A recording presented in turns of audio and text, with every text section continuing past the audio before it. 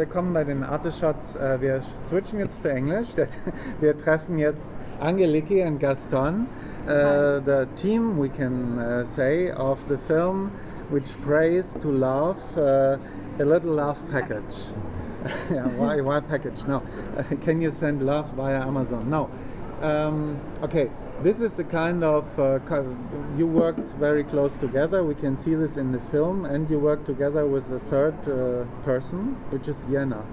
So maybe you can tell us about the work with Vienna and your both relationship. I have some ideas for Gastón about his relationship to Vienna when it started, so we start with Angeliki. Well, you know, for me it was the first time that I was in Vienna. I've never been there before, and I was really very happy because I wanted to walk around and go to the famous coffee shops and to the museums and to the restaurants, and everything was closed because it was during the pandemic and there was a lockdown. So it was a little bit strange for me to, but finally I really liked the fact that I got to know Vienna in a totally different way. Like Venice without tourists?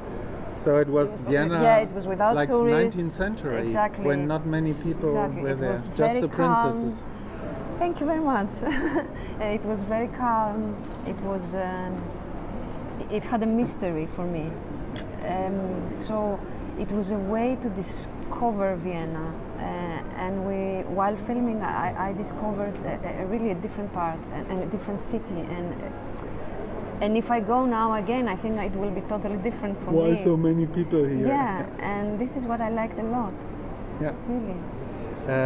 When you are coming from Greece and you're a more or less famous actress, I checked in Greece, so maybe more, not less. But in Greece, of course, there was as well lockdown. And it's as well in a part of the world where many tourists come to. So was there, coming from Greece, was it a huge difference to spend lockdown time in Vienna? Well, it was nice to spend time with Gastón and the crew, and the nice thing was also that we met a lot of people there, and they actually played in the film. And I didn't know these people, and then day by day I got to know them very well, and we were somehow connected, and it felt so nice to discover a city through the people that belong there. This is what I really appreciated a lot, and afterwards I was thinking that I really shared some deep moments with these people, even though I've never met them. And it was like in 14 days. It was like a very short time. Really, so short. I thought it was maybe a bit longer, no, more family, like home movie. How was it? Like 14 days, 14 I days. think. Well, 2 weeks. For you, yeah. 2 weeks. 2 weeks, yeah. Okay. How did it come that you worked together on this film and in general? Me? We met in Carlo Vivari in 2018, and we started hanging out and we started eating and talking about films and all that. And then Gastón showed me his films because I hadn't seen them, and then I liked his films very, very much. I mean, the way he makes cinema, and the way he takes the risk he takes, and I realized that I like a lot this way of being open to the moment and to spontaneous moment. So, I thought this is what I like to do, and I would really like to work with him. You have mentioned an important word, risk. This is an important word for filmmaking in general. But Gastón, I want to ask you about that, because for a filmmaker, okay, being risky is important. But during the pandemic, risk in a way came out of fashion. We are no longer allowed to take risks. Yeah, we should be without risks. That's the greater risk, the greatest risk, my friend. Yeah, maybe there's not to take risk. Yeah, maybe the greatest. After sitting in my house for 6 months and having a terrible back pain, I could not afford to not move any longer. And I was looking out the window, and the world was a very attractive place to film in this context. I like this quote by Zweig, it just came out in a previous interview, that Stefan Zweig, Yes.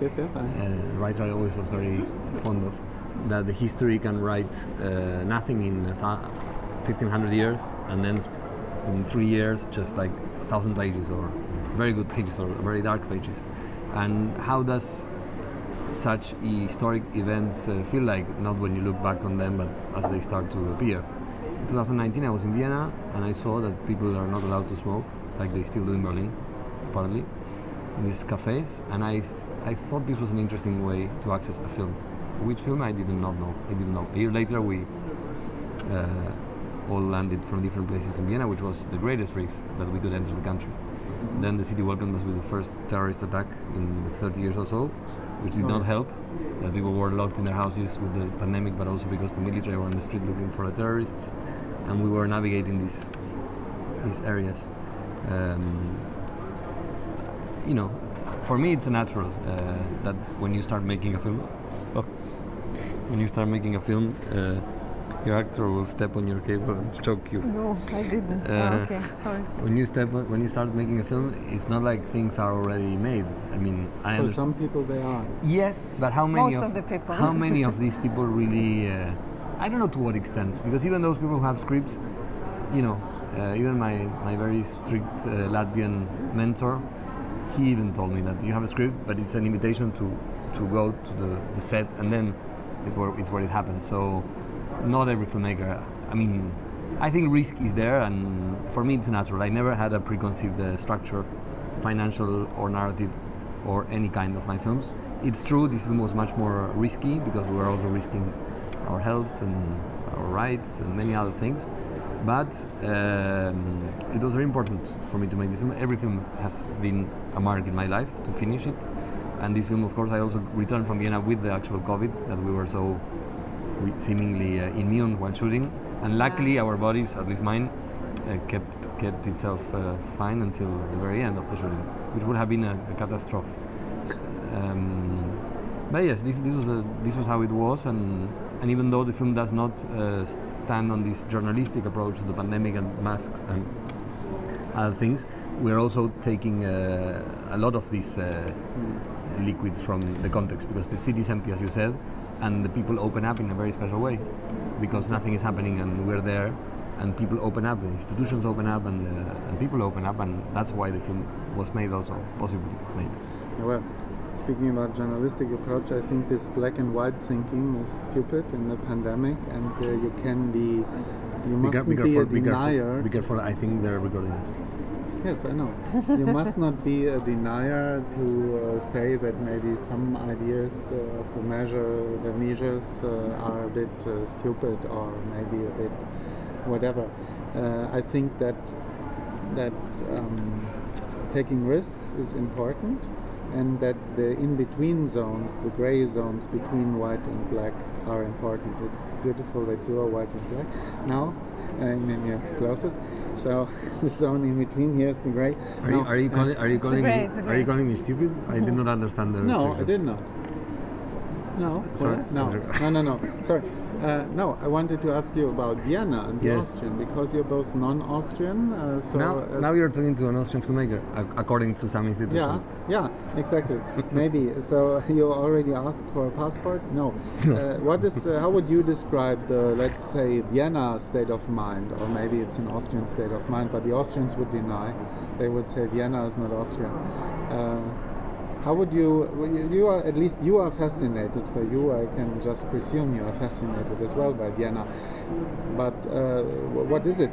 What does fascinate you, and how would you describe this state of mind? I think this film obviously cannot be done somewhere else. Imagine here in the Berlinale Palace to shoot a film. I would love to see your film in the Berlinale Palace, but I cannot imagine one. It's another challenge, another risk. Maybe there are some smoking bars in parts of Berlin. Yeah, they are a threat to the sense of my film, that people are still smoking there. I find very interesting this mixture. No, Hi. the nicotine, it's just okay, saying hi. That's fine. You know, it has so many layers. I think this is what I liked a lot in Vienna, the layers of time. And and you go to a place and it's so old and so new at the same time, and there are some people and you don't even know in which era they belong. When you meet people, I met a few people and I realized that okay, this could be like 20 years ago and he could be the same person as I meet now. Mm-hmm. This is what I think I found it really rare and it's not so common. I haven't, you know, and also the fact that these people carry somehow this history, but this is also common to Greece for me. Like there are these layers of time, and then you are here now, but you somehow carry, without knowing it, all this history, and I see that. But what I see is also a connection to the past. Mm-hmm. So this jump into present and past time was happening all the time to me while I was there. Maybe that's exactly the answer, the description of the state of mind. Yeah, and it's also common, to Greece. For me, it's like somehow the same way. In a different. The past can be a burden.